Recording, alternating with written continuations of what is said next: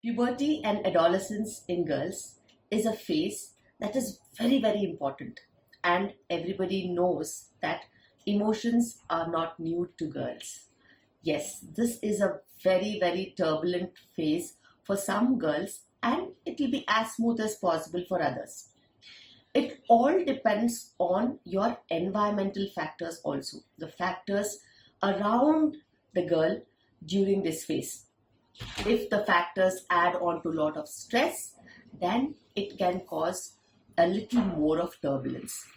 If the factors are cool and she is an easygoing person, then definitely everything will be smooth. Not only bodily changes, there are so many changes in her mental wellness and behavior also. Now, during puberty and adolescence, bodily changes are breast development, fat deposition, little bit of weight gain, the shape of the woman's body and the girl's body changes a little bit. Not only this, there starts menstrual cycle and the cyclical bleeding happens. The development of hair, the development of different fat structures, and also reproductive hormones are working on her. This reproductive hormones, which is a cyclical phenomena of estrogen in the early 15 days of the cycle and estrogen and progesterone in the late 15 days of the cycle, gives her different kind of emotions, and from frustrations to anger spells, from sadness to irritability, every combination is seen.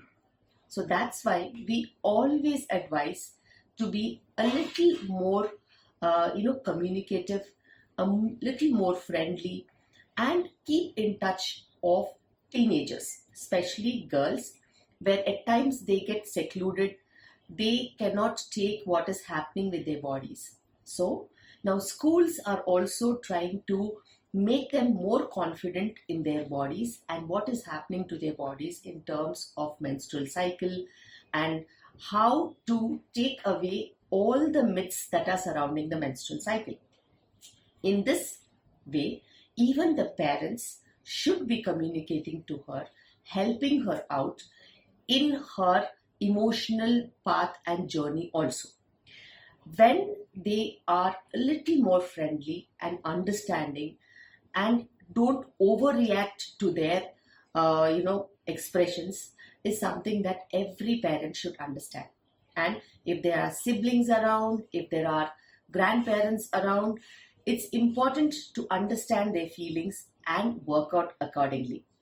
Make sure that women and children in that age group, like teenagers or adolescents, are given adequate work, especially not if they are given lot of silence.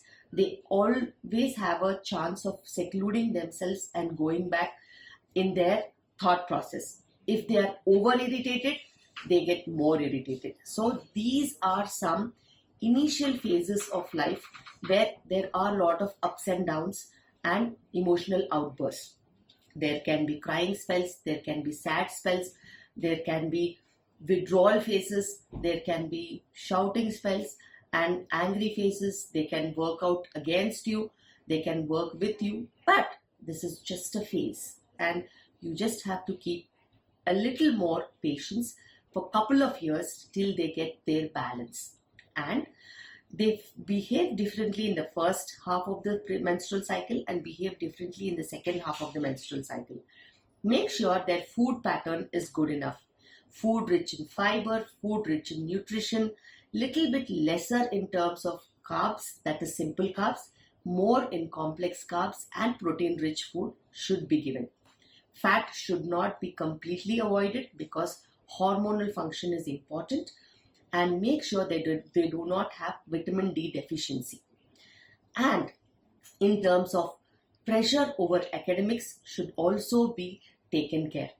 They cannot take and handle a lot of pressure, so it should be made a little more smoother in terms of their journey entering menarche and puberty and adolescence. So these are some very, very important points that we should not forget and should make sure that we support our girl child in every way possible so that her transition into menarche, puberty, and adolescence is smoother.